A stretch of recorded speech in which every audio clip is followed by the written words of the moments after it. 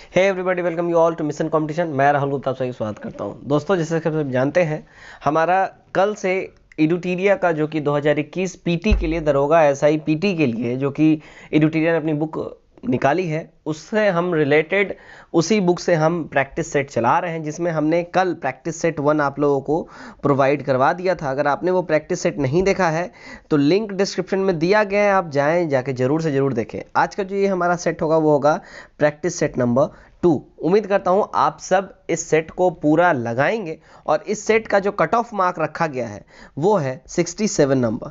तो उम्मीद करता हूं आप सब इस कट ऑफ मार्क को जरूर से जरूर पार करके जाएंगे। ठीक है, चलिए तो बिना देरी किए फटाफट से ये जो सेट है हम स्टार्ट करते हैं। फर्स्ट क्वेश्चन में लेता हूं। फर्स्ट क्वेश्चन क्या बोल रहा है, देखिए, अंतरराज्यीय परिषद का पदेनाध्यक्ष कौन होता है? इसका जो करेक्ट आंसर हो जाएगा, देखिए इसका सही हो जाएगा प्रधानमंत्री। ठीक है, ऑप्शन नंबर बी। तो संविधान के आर्टिकल 263 में, कहाँ? आर्टिकल 263 के अंदर केंद्र और राज्यों के बीच समन्वय स्थापित करने के लिए राष्ट्रपति एक अंतरराज्यीय परिषद का गठन करता है। ठीक है, इसके अंदर ये कहा गया आर्टिकल 263 के अंदर कि राष्ट्रपति इसका गठन करेगा अंतर्राज्यीय परिषद का। ठीक है, सरकारिया आयोग के सिफारिश पर पहली बार जून 1990 में अंतर्राष्ट्रीय परिषद की स्थापना की गई थी। अंतर्राष्ट्रीय परिषद की बैठक की अध्यक्षता प्रधानमंत्री या उनकी अनुपस्थिति में, जब वो एब्सेंट हो तो प्रधानमंत्री द्वारा नियुक्त किया गया कोई भी कैबिनेट स्तर का मंत्री कर सकता है, करेगा, लेकिन वो प्रधानमंत्री द्वारा नियुक्त किया जाना चाहिए। ये क्राइटेरिया है। 2 देखते हैं क्या बोला जा रहा है। देखिए, निम्नलिखित में से कौन सा संविधान के मूल अधिकारों का अंश नहीं है? जो सही इसका हो जाएगा, देखिए, उद्योगों के प्रबंधन में श्रमिकों की सहभागिता। ऑप्शन नंबर सी हमारा यहाँ सही हो जाएगा। ठीक है, तो इसमें जो मूल अधिकारों का अंश इसमें कौन नहीं है, तो उद्योगों के प्रबंधन में श्रमिकों की सहभागिता। बाकी सारे हैं, मानव दुर्व्यवहार और बालात श्रम का प्रतिषेध, ये है उसमें मूल अधिकारों में है ये। ठीक है, उसके बाद देखिए नेक्स्ट है कारखानों में बालकों के नियोजन का प्रतिषेध, ये भी है। और लोक नियोजन के विषय में अवसर की समता, ये भी मूल अधिकार में सन्निहित है। ठीक है, सिर्फ ऑप्शन नंबर सी हमारा यहाँ पे नहीं है। चलिए नेक्स्ट देखते हैं क्वेश्चन नंबर 3 क्या बोल रहा है। क्वेश्चन नंबर 3 देखिए, भारत में संघीय मंत्रिपरिषद की सदस्यों की कुल संख्या किससे अधिक नहीं हो सकती है? देखिए, तो ये नहीं अधिक हो सकती है ना, ये लोकसभा के सदस्यों की कुल संख्या का 15% से अधिक नहीं हो सकती है। ठीक है, 91वां संविधान संशोधन जब हुआ था 2003 में, उसके तहत केंद्र तथा राज्यों के मंत्रिपरिषद के सदस्यों की संख्या क्रमशः लोकसभा में देखिए तथा विधानसभा दोनों के सदस्यों की संख्या 50% ही होंगी उनके टोटल का, याद रखें। चलिए नेक्स्ट की ओर हम बढ़ेंगे। 4, निम्नलिखित में से कौन सा विभाग गृह मंत्रालय के अधीन नहीं है? तो इसके अधीन विधि कार्य जो है, ऑप्शन नंबर डी, ये नहीं आता। देखिए, गृह मंत्रालय के अंतर्गत आने वाले महत्वपूर्ण विभाग कौन कौन से होते हैं? देखिए, आंतरिक सुरक्षा विभाग होता है, राजभाषा विभाग होता है, राज्य विभाग होता है, सीमा प्रबंधन विभाग होता है और सॉरी, जम्मू एवं कश्मीर कार्य से रिलेटेड विभाग होता है। ठीक है, 5 देखते हैं क्या बोल रहा है। भारत के संविधान के किस अनुच्छेद में यह वर्णित है कि भारत के राष्ट्रपति अपने पद की शक्तियों के प्रयोग के लिए भारत के किसी भी न्यायालय के प्रति जवाबदेह नहीं होंगे? तो ये जो है, देखिए, ये कहा गया आर्टिकल 361 में। ठीक है, आर्टिकल 361 के तहत भारत के राष्ट्रपति अपने पदों की शक्तियों के प्रयोग के लिए भारत के किसी भी न्यायालय के प्रति जवाबदेही नहीं उनकी होगी। ठीक है, अगर वो कोई भी डिसीजन लेते हैं, कोई भी ऐसा वो रूल निकालते हैं, अगर उनके ऊपर कोई भी ऐसा उंगली उठाए, और न्यायालय का तो इतना मतलब बोलते हैं ना, हिम्मत नहीं है उनसे क्वेश्चन कर ले, और वो जवाब देने के लिए बाध्य भी नहीं है, वो जवाब भी नहीं देंगे। ठीक है, आर्टिकल 71 के तहत जो है, देखिए, राष्ट्रपति के चुनाव से संबंधित रिलेटेड मामले इसमें लिखे गए हैं। आर्टिकल 143 के रिलेटेड जो है, राष्ट्रपति की सर्वोच्च न्यायालय से सलाह लेने की शक्ति इसमें है कि राष्ट्रपति जो है सर्वोच्च न्यायालय के न्यायाधीशों से सलाह ले सकते हैं। ठीक है, और आर्टिकल 257 जो यहाँ दिया गया है, 257 के तहत संघ सरकार कुछ दशाओं में राज्यों पर नियंत्रण रखती है। तो मैंने आपको सारे के सारे यहाँ आर्टिकल क्लियर करा दिए हैं। हमारा ऑप्शन सी यहाँ सही बिल्कुल ही होगा। सॉरी, थोड़ी सी तबीयत आज नासाज है, तो बीच बीच में अगर खांसी वासी आए तो आप लोग जरा टॉलरेट कर लेना। ठीक है, 6 देखते हैं, किस संविधान संशोधन के तहत मतदान के लिए आयु सीमा को 21 वर्ष से घटाकर 18 वर्ष कर दिया गया? देखिए, ये जो है ना, ये 61वां संविधान संशोधन हुआ था, हमारा ऑप्शन नंबर ए सही हो जाएगा। ठीक है, तो 61वां संविधान संशोधन हुआ था, कब हुआ था? 1989 में हुआ था। कब? 89 में। तो मतदान के लिए आयु सीमा 21 से घटा के यहाँ पे 18 इसमें कर दिया गया था 61वां में। ठीक है, और 69वां संविधान संशोधन जब हुआ था, ये कब हुआ था? 1991 में हुआ था 69वां संविधान संशोधन, जो दिल्ली को राष्ट्रीय राजधानी क्षेत्र बनाया गया तथा दिल्ली संघ राज क्षेत्र के लिए विधानसभा का भी इसमें उपबंध किया गया था। ठीक है, कब में? 69वां 1991 में जब हुआ था तब। 7 देखते हैं क्या बोल रहा है। जिन प्रश्नों का उत्तर सदस्य तुरंत सदन में चाहता है उसे डैश कहा जाता है। तो उसको देखिए तारांकित प्रश्न कहा जाता है। ठीक है, याद रखें। 8 देखते हैं क्या बोल रहा है। 8 में है लोकसभा में कितने सीटें अनुसूचित जाति और अनुसूचित जनजाति प्रतिनिधियों के लिए आरक्षित है? देखिए इसमें क्या है, 131 सीटें आरक्षित हैं। ठीक है, लोकसभा में अनुसूचित जाति के लिए सीटों की संख्या है 84। ठीक, और तथा अनुसूचित जनजाति के लिए सीटों की संख्या है 47। इसका जब आप टोटल कर देंगे हो जाएगा 131। ठीक, निर्धारित की गई है ये 131 सीटें और कुल सीटों की संख्या जो यहाँ मैंने बताया 131 होता है। ठीक है, चलिए 9 देखते हैं। विधानसभा में धन विधेयक किसकी पूर्व अनुमति से पेश किया जाता है?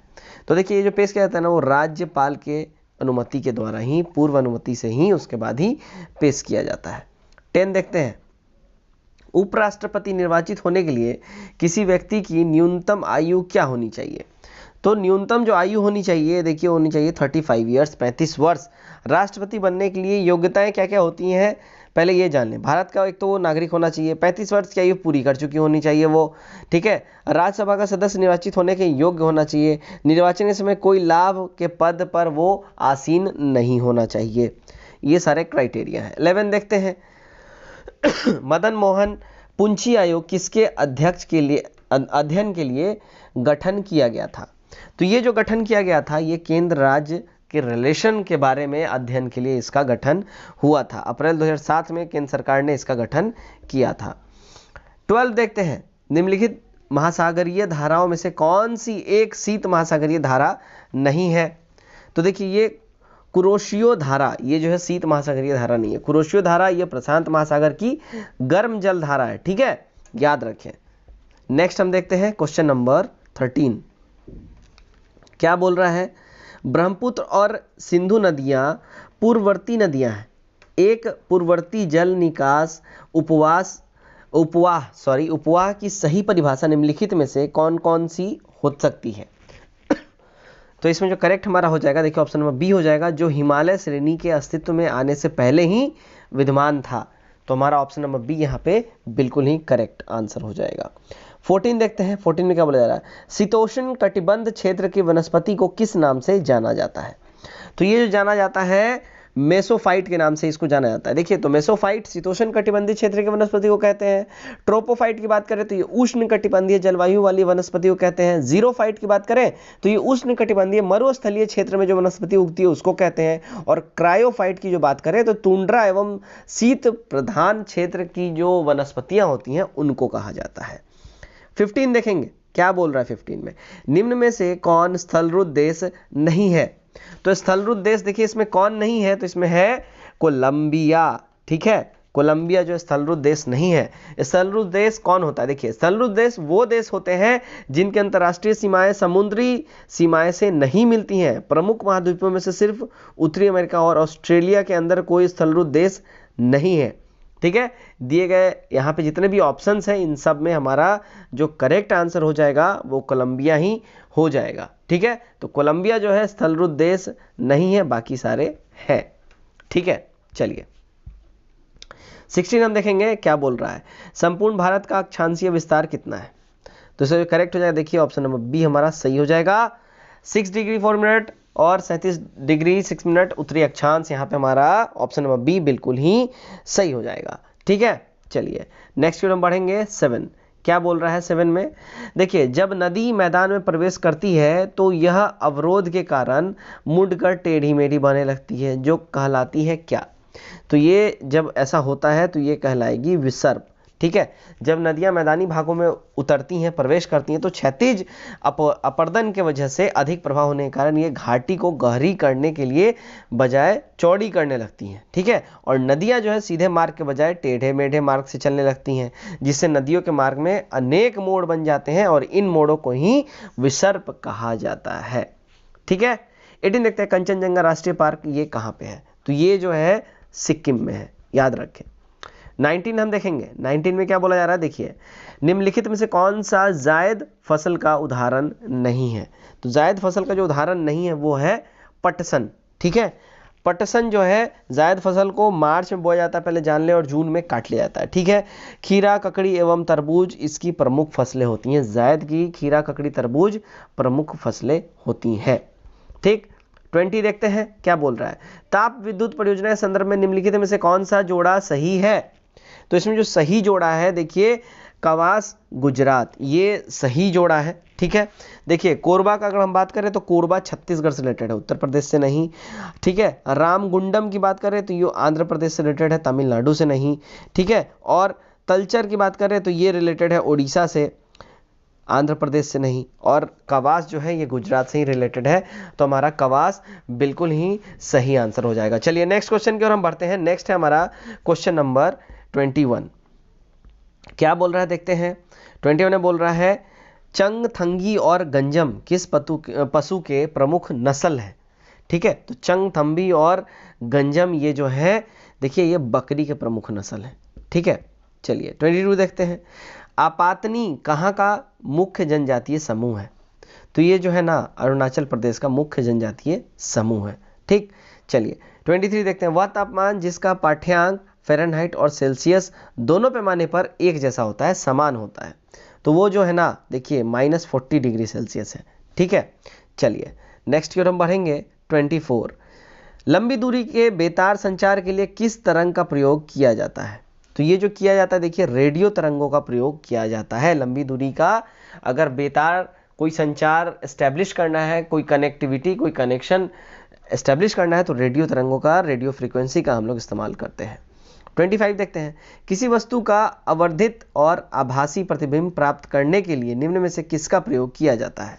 तो ये जो प्रयोग किया जाता है ना, अवतल दर्पण का प्रयोग किया जाता है, ठीक है। किसी भी वस्तु का आवर्धित और आभासी प्रतिबिंब प्राप्त करने के लिए अवतल दर्पण का इस्तेमाल किया जाता है। 26 देखते हैं, अल्फा, बीटा और गामा की वेदन शक्ति का आरोही क्रम निम्नलिखित में से कौन सा होगा?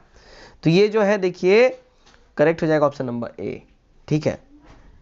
नेक्स्ट क्वेश्चन हमारा क्वेश्चन नंबर 27, दृश्य स्पेक्ट्रम का तरंग दैर्घ्य कितना होता है? ठीक है, ये जो करेक्ट इसका जो हो जाएगा, देखिए, 3900 ए से 7800 ए तक, ठीक है। तो दृश्य स्पेक्ट्रम यानी विद्युत चुंबकीय स्पेक्ट्रम का वो भाग है जो मानव नेत्र द्वारा देखा जा सकता है। तो दृश्य स्पेक्ट्रम का तरंग दैर्घ्य 3900 एंगस्ट्रम से 7800 एंगस्ट्रम तक होता है, राइट। चलिए नेक्स्ट की ओर हम बढ़ते हैं। 28, क्या है, लैंप की बत्ती में तेल किसके कारण ऊपर चढ़ता है? तो ये जो चढ़ता है, देखिए, कोशिकीय घटना के वजह से चढ़ता है, ठीक है। लैंप की बत्ती रुई की बनी होती है, रुई की बत्ती में बनी असंख्य केश नलियों में केशिकत्व ये कारण होता है, प्रभाव होता है, जिसके वजह से तेल ऊपर चढ़ता है।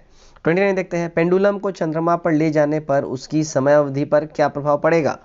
तो ये जो है ना, देखिए, समय अवधि ये बढ़ जाएगी। पेंडुलम को चंद्रमा पर ले जाने पर उसकी समय अवधि बढ़ जाएगी, क्योंकि यहाँ पे जो है ना, जी का मान घटा रहता है, यानी ग्रेविटी का मान काफ़ी ही कम रहता है। पृथ्वी का 1/6 भाग ही वहाँ पे मतलब है, ठीक है। मतलब पृथ्वी से काफ़ी ही ज़्यादा, मतलब पृथ्वी पे अगर ग्रेविटी 6 है तो वहाँ पे 1 है सिर्फ, ठीक है। चंद्रमा पे तो काफ़ी ही ज़्यादा कम है वहाँ पे, ठीक है। नेक्स्ट की ओर हम बढ़ेंगे। 30 देखते हैं, यदि तांबे के तार को 2 गुना बढ़ा दिया जाए तो उसके प्रतिरोध पर क्या प्रभाव पड़ेगा? देखिए, तो उसके जो प्रतिरोध पे जो प्रभाव पड़ेगा वो हमारा हो जाएगा ऑप्शन नंबर ए, सी हमारा एब्सोल्यूट करेक्ट हो जाएगा, ठीक है। 4 गुना हो जाएगा, ठीक है। यदि तांबे के तार को 2 गुना बढ़ा दिया जाए तो इसका जो प्रतिरोध होता है वो 4 गुना हो जाएगा। उसके बाद देखते हैं नेक्स्ट हमारा क्वेश्चन नंबर 31, क्या बोल रहा है, निम्न में से कौन सी भौतिक राशि का इकाई वही है जो प्रतिबल का है? तो इसे करेक्ट हो जाएगा, देखिए, ऑप्शन नंबर डी हो जाएगा, दाब, ठीक है। 32 देखते हैं, क्या बोल रहा है, किसी तत्व के परमाणु का परमाणु क्रमांक 17 है और द्रव्यमान 36 है, तो उसके न्यूक्लियस में न्यूट्रॉनों की संख्या क्या है। तो उसके न्यूक्लियस में न्यूट्रॉनों की संख्या जो होती है वो होती है 19, याद रखें। नेक्स्ट 33 देखते हैं, क्या बोल रहा है ये। देखिए, निम्नलिखित में से कौन सा कण बच जाता है जब हाइड्रोजन परमाणु अपने इलेक्ट्रॉन को खो देता है। तो कौन सा कण बच जाता है, देखिए एक बीटा कण बच जाता है, ठीक है। 34 देखते हैं, मुद्राणालय में प्रयुक्त टाइप धातु किसके एलॉय के होते हैं। इसका जो हो जाएगा देखिए सीसा और एंटीमनी का होता है, ठीक है। हमारा ऑप्शन नंबर बी हमारा बिल्कुल ही सही हो जाएगा। 35 देखते हैं, क्या बोल रहा है 35 में। देखिए, सीमेंट सामान्यतः ये किसका मिश्रण होता है, सीमेंट। तो इसका जो ये जो सीमेंट मिश्रण होता है, देखिए कैल्शियम सिलिकेट और कैल्शियम एल्यूमिनेट का ये मिश्रण होता है। कैल्शियम सिलिकेट और कैल्शियम एल्यूमिनेट यौगिकों का ये मिक्सचर होता है, ठीक है। 36 देखते हैं, क्या बोल रहा है। 36 में देखिए, निम्नलिखित में से किस एक में विशिष्ट ऊष्मा का मान सर्वाधिक होता है। तो इसमें जो सर्वाधिक ऊष्मा का मान जो होता है ना, वो होता है जल में, ठीक है। दिए गए विकल्पों में जल में सबसे ज़्यादा ऊष्मा का ये जो है सर्वाधिक मान होता है। कितना होता है, तो जल की विशिष्ट जो ऊष्मा होती है वो 4.186 जूल ग्राम होती है, बहुत ज़्यादा होता है ये। 37 देखते हैं, अल्कोहल एवं जल के मिश्रण से जल को अलग किया जा सकता है, कैसे। तो ये आसवन के द्वारा ही इसको अलग किया जा सकता है। ऑप्शन नंबर ए हमारा सही हो जाएगा यहाँ पे। सुक्रोज को जल अपघटन से बनता है, सुक्रोज के जल अपघटन से बनता है क्या। तो सुक्रोज के जल अपघटन से ग्लूकोज और फ्रुक्टोज का निर्माण होता है, राइट। 39 देखते हैं, क्या बोल रहा है 39। देखिए, पेट्रोलियम में लगी आग के लिए किस प्रकार के अग्निशामक का प्रयोग किया जाता है। तो पेट्रोलियम में अगर आग लगता है तो उसको बुझाने के लिए ना फोम प्रकार के अग्निशामक का इस्तेमाल किया जाता है, ठीक है। नेक्स्ट देखते हैं 40 में क्या बोल रहा है। देखिए, निम्नलिखित का मिलान करना है यहाँ पे, ठीक है। चलिए मिलान किया जाए। तो देखिए, ये जो मिलान देखिए कॉपर सल्फेट जो हो जाएगा ये फंगस नाशी होता है, कॉपर सल्फेट, ठीक है। उसका देखिए पेनिसिलिन जो हो जाएगा ये प्रतिजैविक होता है, ठीक है, प्रतिजैविक होता है पेनिसिलिन। यूरिया जो है ये एक उर्वरक है, ठीक है। और मेलेथाइन जो है ये एक कीटनाशक है। तो हमारा जो सही जो हो जाएगा मिलान वो ऑप्शन नंबर ए हो जाएगा। नेक्स्ट की ओर हम बढ़ेंगे 41, ठीक है। क्या बोल रहा है, मनुष्य के जीव के किस क्षेत्र तक कड़वाहट की संवेदना सीमित रहती है। तो वो जो सीमित रहता है ना, बस अगला भाग तक ही रहता है, ठीक है। चलिए 42 देखते हैं, यूरिया किसमें संश्लेषित होता है। तो यूरिया जो है ना, यूरिया जो है ये यकृत में संश्लेषित होता है, याद रखें, यूरिया यकृत में संश्लेषित होता है। 43 देखते हैं, क्या बोल रहा है, उस विटामिन का नाम बताइए जो किसी मांसाहारी भोजन में नहीं मिलता है। तो जो मांसाहारी भोजन में नहीं मिलता है वो नहीं मिलता है कौन सा, vitamin C. Option number B हमारा सही हो जाएगा। दूध में दही स्कंदन करने वाला एंजाइम कौन सा होता है। तो उसमें जो एंजाइम जो दही स्कंदन करता है वो होता है रेनिन। ऑप्शन नंबर बी हमारा यहाँ करेक्ट हो जाएगा, ठीक है। 45 देखते हैं, क्या बोल रहा है, निम्नलिखित में से किसका हृदय सिरायुक्त होता है।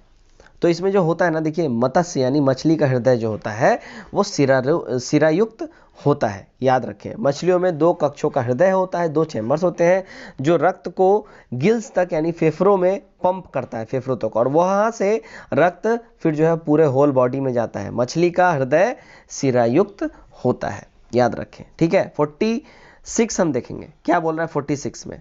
देखिए, किस प्रक्रिया द्वारा श्वसन के दौरान गैस रुधिर में प्रवेश करती है और फिर उसे छोड़ती है। देखिए, ये जो है हमारा विसरण हो जाएगा। ऑप्शन नंबर सी हमारा करेक्ट हो जाएगा, ठीक है। विसरण के द्वारा ही ये प्रक्रिया होती है। 47 देखते हैं, गुणसूत्र किससे बनते हैं। तो गुणसूत्र जो बनते हैं ना A+B से बनते हैं, ठीक है। गुणसूत्रों की रचना जो होती है 2 विशेष पदार्थों से होती है, पहला DNA और दूसरा हिस्टोन नामक प्रोटीन से, ठीक है। चलिए, हमारा जो यहाँ जो करेक्ट हो जाएगा वो हो जाएगा ऑप्शन नंबर सी। चलिए नेक्स्ट की ओर हम बढ़ते हैं 48। क्या बोल रहा है 48 में, कंजली झील किस राज्य में स्थित है। तो कंजली झील जो स्थित है वो है आपका ऑप्शन नंबर बी पंजाब में स्थित है। याद रखें, कंजली झील कहाँ पे है? पंजाब में स्थित है। और यह झील जो है रामसर आर्द्रभूमि क्षेत्र के अंतर्गत भी ये आती है। आप लोगों ने अगर हमारे रामसर साइट्स की वीडियो नहीं देखी है, आपको नीचे लिंक जो है डिस्क्रिप्शन में मिल जाएगा। इंडिया में कितने रामसर साइट्स हैं, यानी आर्द्रभूमि कितनी क्षेत्र है, उनकी रामसर साइट्स के ऊपर जो वीडियो बना हुआ है, टोटल कितने झील इंडिया में है, इंडिया कब से रामसर परियोजना में शामिल हुआ, कितने साइट्स हैं, अब तक 2019-20 तक कितने साइट्स रामसर साइट्स के अंतर्गत इंडिया के शामिल किए गए हैं, सब कुछ डिटेल उसमें दिया गया है। आप जाके जरूर देखें, आपके सारे आगामी एग्जाम्स में वो काम आएंगे। 49 देखते हैं क्या है।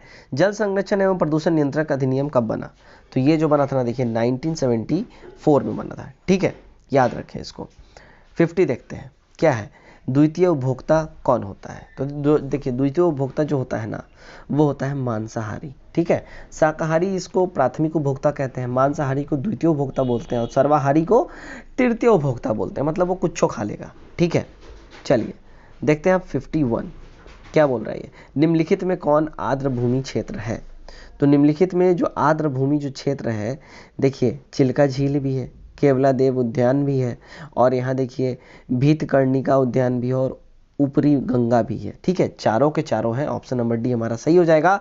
मैं इसीलिए बार बार बोल रहा हूँ, आप देख लें यहाँ इस सेट में ही आपको रामसर साइट यानी आर्द्रभूमि क्षेत्र से रिलेटेड 2 क्वेश्चंस आ गए। आपके सारे अपकमिंग एग्जाम्स में बिल्कुल ही वो सारे क्वेश्चंस आने हैं।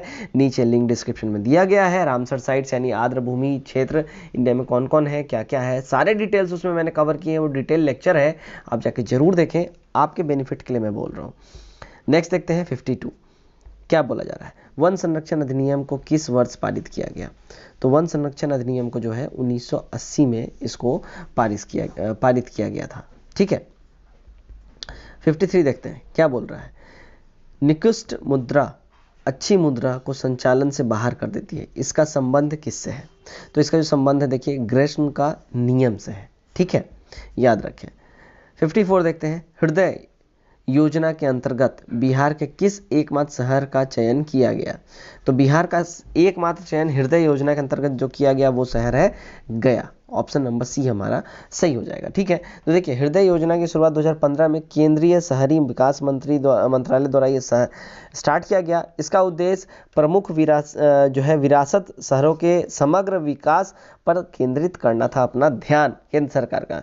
इस योजना के अंतर्गत देश भर में 12 शहरों का चयन किया गया, जिसमें बिहार से सिर्फ एकमात्र शहर का चयन हुआ, वो था गया। ठीक है, चलिए नेक्स्ट हम बढ़ते हैं 55 क्या बोल रहा है। नाबार्ड की स्थापना किस पंचवर्षीय योजना के अंतर्गत की गई?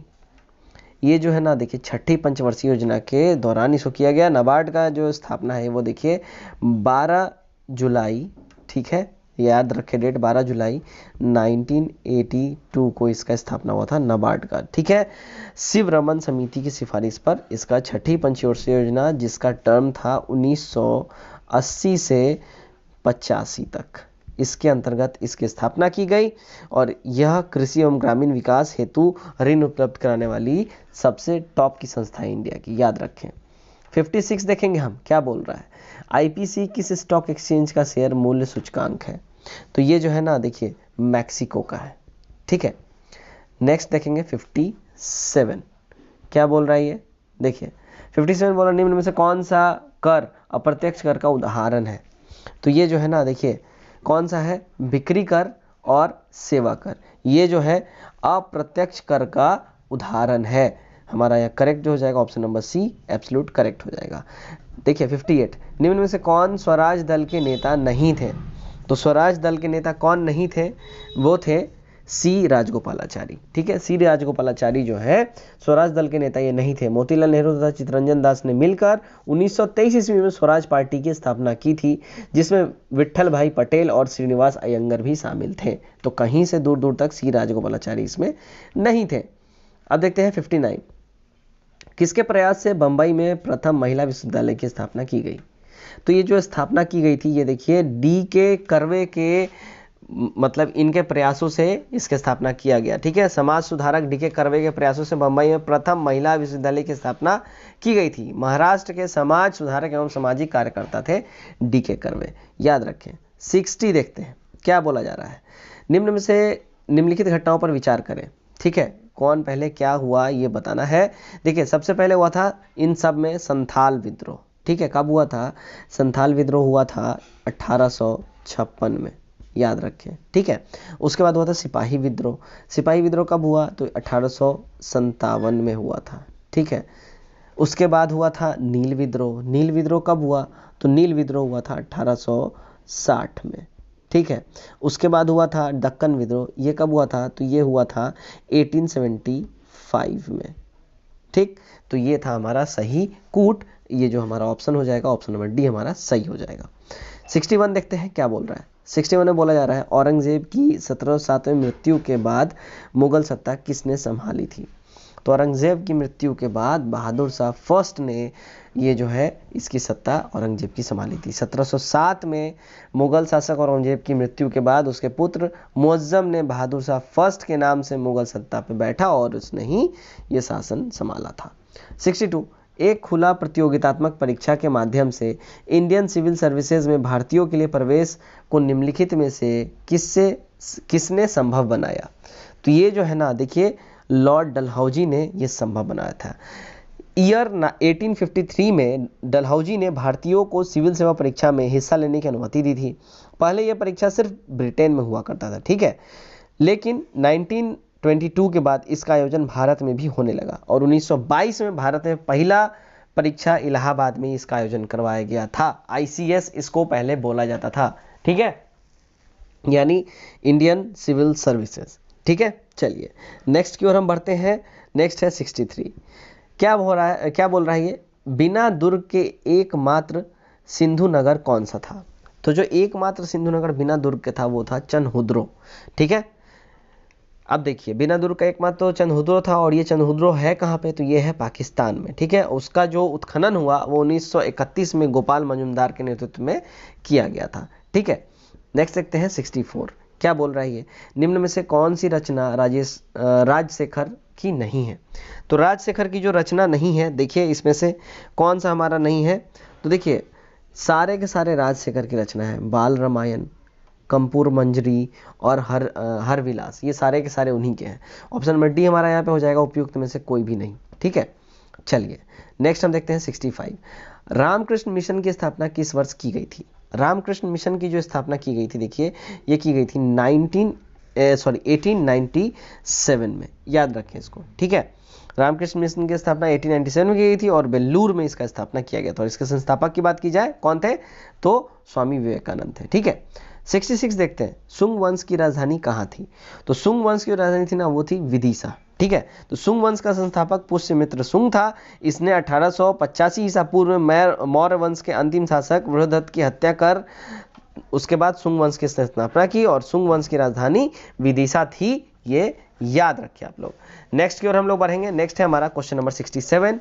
गांधी जी ने किस अधिवेशन में कहा था गांधी मर सकता है लेकिन गांधीवाद नहीं?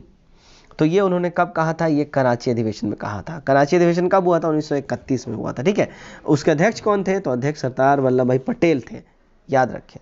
ठीक, चलिए 68 की हम देख लेते हैं। अखिल भारतीय किसान सभा की स्थापना किस वर्ष की गई?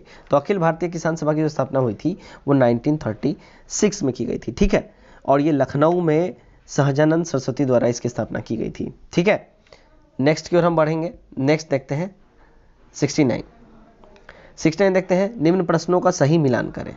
ठीक है, देखिए ईस्ट इंडिया एसोसिएशन ये 1866 में इसका हुआ था। ठीक है, उसके बाद मद्रास महाजन सभा तो ये 1884 में हुआ था। ठीक है, उत्तर प्रदेश किसान सभा ये 1918 में और इंडियन सोसाइटी ये 1872 में। तो हमारा जो करेक्ट हो जाएगा यहाँ कूट वो हो जाएगा ऑप्शन नंबर बी हो जाएगा। राइट, चलिए नेक्स्ट की ओर हम बढ़ते हैं। 70 में क्या बोला जा रहा है? देखिए 70 में देख लेते हैं क्या बोला जा रहा है। अकबर ने किसे कवि प्रिय की उपाधि दी थी? तो अकबर ने जो है ना बीरबल को कवि प्रिय की उपाधि दी थी। ठीक है, 71 देखते हैं। 2020 में जारी हरित पथ मोबाइल ऐप का उद्देश्य क्या था? तो 2020 में जो हरित पथ मोबाइल ऐप जो लॉन्च किया गया, इसके द्वारा जो उद्देश्य था राष्ट्रीय राजमार्गों के किनारे वृक्षारोपण करके राष्ट्रीय राजमार्गों को हरा भरा बनाना था। ठीक है, ऑप्शन नंबर बी हमारा करेक्ट हो जाएगा। 72 देखते हैं, भारत के किस राज्य ने हाल ही में मुख्यमंत्री और स्वरोजगार योजना की शुरुआत की? तो ये जो है ना उत्तराखंड द्वारा इसका शुरुआत किया गया है। उत्तराखंड के मुख्यमंत्री कौन है? तो त्रिवेंद्र सिंह रावत है। और मुख्यमंत्री सौर स्वरोजगार योजना की शुरुआत त्रिवेंद्र सिंह रावत ने ही की थी। इस योजना का उद्देश्य युवाओं के स्वरोजगार को बढ़ावा देना है और हरित ऊर्जा के उत्पादन को बढ़ावा देना है। ठीक है, नेक्स्ट की ओर हम बढ़ेंगे 73। देख लेते हैं क्या बोल रहा है ये। संयुक्त राष्ट्र के प्रतिष्ठित सासकावा पुरस्कार 2019 किसे दिया गया है? तो ये जो दिया गया है ना, ये दिया गया पीके मिश्रा को ये दिया गया है। ठीक है, 74 देखते हैं, भारत और किस देश के बीच द्विपक्षीय सैन्य अभ्यास यानी जिमेक्स 2020 संपन्न हुआ? तो ये जो संपन्न हुआ ये देखिए इंडिया और जापान के बीच में ये हुआ है जिमेक्स। ठीक है, जो कि एक समुद्री द्विपक्षीय युद्ध अभ्यास हुआ है और भारत जापान समुद्री द्विपक्षीय अभ्यास यह 4th एडिशन था और यह अभ्यास उत्तरी अरब सागर में किया गया था। ठीक है, नेक्स्ट देखते हैं 75। क्या बोल रहा है? कोविड-19 को महामारी घोषित करने वाला पहला राज्य कौन सा है? तो पहला राज्य जो कोविड को महामारी घोषित किया वो था हरियाणा। ठीक है, याद रखें, पहला राज्य सबसे पहले जिसने कोविड को महामारी घोषित किया वो था हरियाणा। सबसे पहले पंजाब राज्य ने कोरोना वायरस के कारण पूर्ण कर्फ्यू लगाया था। ये भी क्वेश्चन आ सकता है, तो याद रखें अगर कोई पहला स्टेट जिसने पूरा कर्फ्यू, फुल कर्फ्यू, पूर्ण कर्फ्यू लगाया वो था पंजाब और पहला राज्य जिसने महामारी घोषित की वो था हरियाणा। याद रखें। 76 देखते हैं, किस राज्य ने डल्ले खुरसानी मिर्च को हाल ही में जीआई टैग प्रदान किया? तो डल्ले खुरसानी मिर्च को जो जीआई टैग प्रदान किया गया वो सिक्किम के द्वारा प्रदान किया गया। ऑप्शन नंबर सी हमारा बिल्कुल सही हो जाएगा। 77 देखते हैं, बॉलीवुड के प्रसिद्ध किस कॉस्ट्यूम डिजाइनर का अक्टूबर 2020 में निधन हो गया? तो ये जो निधन हुआ है ये भानु अथैया का निधन हुआ है। भानु अथैया जो बॉलीवुड के प्रसिद्ध कॉस्ट्यूम डिजाइनर भानु अथैया थी, जिनका निधन मुंबई में हुआ। फिल्म गांधी में कॉस्ट्यूम डिजाइनिंग के लिए उनको ऑस्कर पुरस्कार भी 1983 में दिया गया था तथा यह पुरस्कार पाने वाली वो पहली भारतीय थी। याद रखें, भानु अथैया। ठीक है, कॉस्ट्यूम डिजाइनिंग के लिए। नेक्स्ट की ओर हम बढ़ते हैं 78। क्या बोल रहा है? हाल ही में किसे 2020 का wild life photographer of the year पुरस्कार से सम्मानित किया गया? तो ये सम्मानित किया गया था ना, ये ऐश्वर्या श्रीधर को किया गया था। ठीक है, नेक्स्ट की ओर हम बढ़ते हैं। नेक्स्ट देखते हैं 79। क्या बोल रहा है 79 में? देखिए, निम्न भारतीय राज्यों में सर्वाधिक वन क्षेत्र वाला राज्य कौन सा है? तो सर्वाधिक वन क्षेत्र वाला राज्य जो है ना वो मध्य प्रदेश है। आप सभी को पता ही होगा, तो जान ले अगर नहीं पता है तो। सर्वाधिक वन क्षेत्र वाला राज्य जो है वो मध्य प्रदेश है, अरुणाचल प्रदेश, उसके बाद छत्तीसगढ़ आता है। याद रखें। नेक्स्ट की ओर हम बढ़ते हैं 80। क्या बोल रहा है? ऑस्ट्रेलियन ओपन 2020 के पुरुष एकल विजेता कौन है? ठीक है, तो ये ऑस्ट्रेलियन ओपन जो है देखिए बिल्कुल ही साल के शुरू में ही होता है। ठीक है, तो 2020 के ऑस्ट्रेलियन ओपन के विजेता कौन है? तो ये है नोवाक जोकोविच। ठीक है, ऑस्ट्रेलियन ओपन 2020 के पुरुष एकल विजेता नोवाक जोकोविच है। और नोवाक जोकोविच अगर पूछा जाए किस कंट्री से बिलोंग करते हैं तो वो सर्बिया से है। जबकि उप विजेता की बात की जाए तो डोमिनिक थिएम है जो कि ऑस्ट्रिया के खिलाड़ी हैं। ठीक है, और यह खेल जो एक हार्ड कोर्ट पर जनवरी से फरवरी के बीच में हर एक साल होता है। जैसा कि मैंने आपको पहले बताया है, साल का सबसे पहला ही ये टूर्नामेंट होता है ऑस्ट्रेलियन ओपन, जो एओ के नाम से यानी शॉर्ट में इसको एओ बोला जाता है। 81। हाल ही में चर्चा में रहा सूर्यधर झील किस राज्य में है? तो ये जो है ना उत्तराखंड में सूर्यधर झील। ठीक है, उत्तराखंड में है ये। नेक्स्ट की ओर हम बढ़ते हैं। हाल ही में चर्चा में रहा पन्ना टाइगर रिजर्व किस राज्य में है? तो पन्ना टाइगर रिजर्व जो है वो एमपी में, मध्य प्रदेश में। ठीक है, यूनेस्को द्वारा मध्य प्रदेश के पन्ना टाइगर रिजर्व को world network of biosphere reserve की सूची में भी शामिल कर लिया गया है। याद रखें। नेक्स्ट की ओर हम बढ़ेंगे 83। क्या बोल रहा है? देखिए, नासा ने चंद्रमा पर पहला सेल्यूलर नेटवर्क स्थापित करने के लिए किस कंपनी को चुना है? तो जो नासा ने चुना है जो कंपनी को वो है नोकिया। याद रखें, नासा ने चंद्रमा पर पहला सेल्यूलर नेटवर्क स्थापित करने के लिए नोकिया को चुना है और यह नेटवर्क चंद्रमा पर 4G संचार प्रणाली विकसित करेगा। नासा ने 2024 तक मानव को चंद्रमा पर भेजने तथा मिशन आर्टेमिस के तहत यह लंबे समय तक रहने के लिए खुदाई करने का भी लक्ष्य रखा है। ठीक है, 84 देखते हैं हम। 2 अक्टूबर को गांधी जयंती के अवसर पर भारत ने किस देश के स्वास्थ्य और शिक्षा से जुड़े संगठनों को 41 एम्बुलेंस और 6 स्कूलें बस दान में दिए? तो ये जो है देखिए ये नेपाल है। ठीक है। 2 अक्टूबर को गांधी जयंती के अवसर पर भारत ने नेपाल के स्वास्थ्य और शिक्षा से जुड़े संगठनों को 41 एम्बुलेंस और 6 स्कूल बसें दान में दी। भारत नेपाल का सबसे बड़ा व्यापारिक साझेदार भी है तथा विदेशी निवेश का स्रोत भी है, ये ध्यान रखें आप लोग। नेक्स्ट की ओर हम बढ़ेंगे। नेक्स्ट है हमारा क्वेश्चन नंबर 85। विश्व आर्थिक मंच का 50वां वार्षिक शिखर सम्मेलन 2020 का आयोजन कहाँ किया गया? तो ये जो किया गया, देखिए ये किया गया स्विट्जरलैंड में, ठीक है।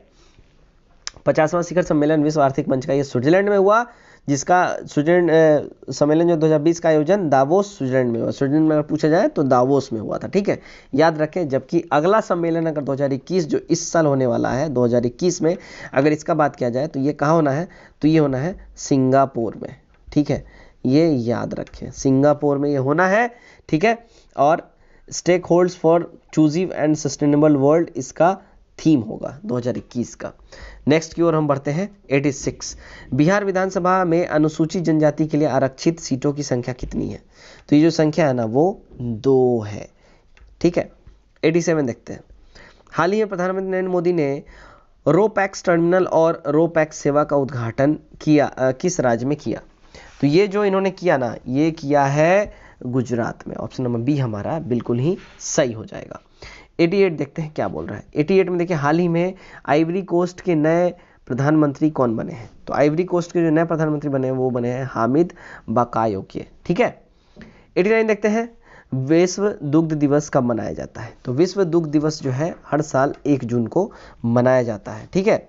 चलिए नेक्स्ट की ओर हम बढ़ेंगे। नेक्स्ट है हमारा 90 मानव पूंजी सूचकांक 2020 में कौन सा देश शीर्ष स्थान पर रहा? तो ये जो टॉप पोजीशन पे जो देश रहा वो था, देखिए सिंगापुर था, ठीक है।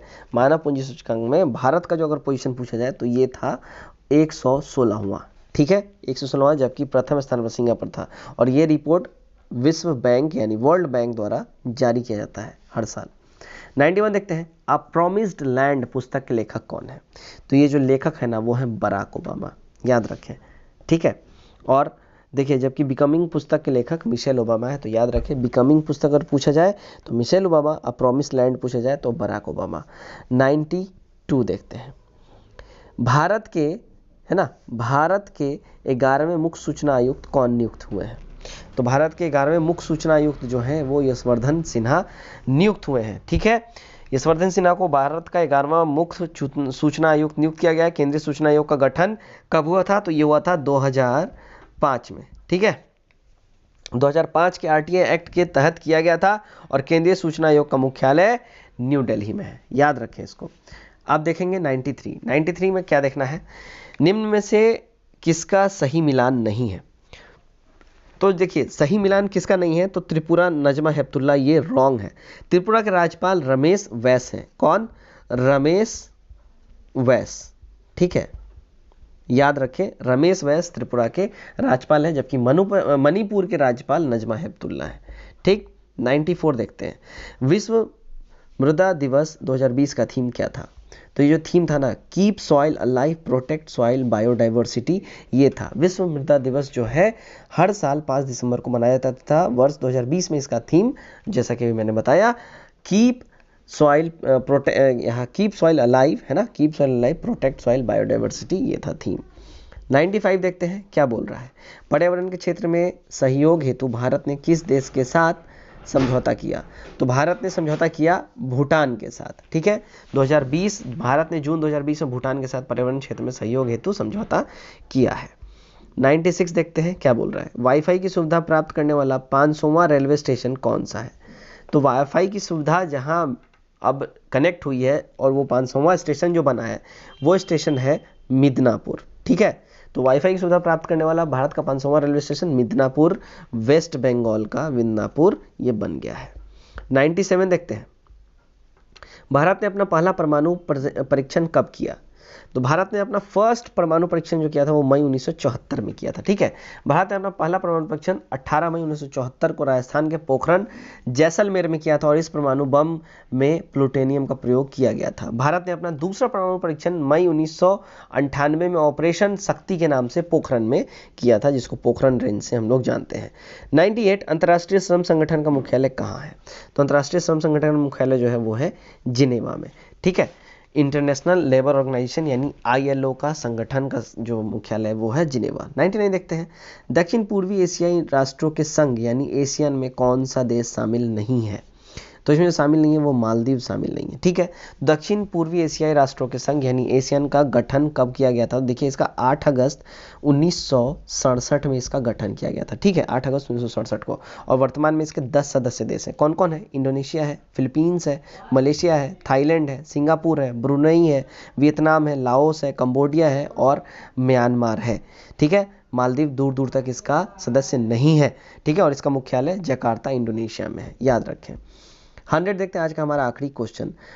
राधा मोहन कप निम्न में से किस खेल से संबंधित है? तो राधा मोहन कप जो है ये पोलो से रिलेटेड है। ठीक है, याद रखिए राधा मोहन कप पोलो से रिलेटेड है। तो दोस्तों ये था हमारा इडुटीरिया का सेट नंबर 2 और इसका कट ऑफ था 67 मार्क्स। उम्मीद करता हूँ आपने इस कट ऑफ को और इस सेट को अच्छे से देखा होगा और इस कट ऑफ को आपने पार किया होगा।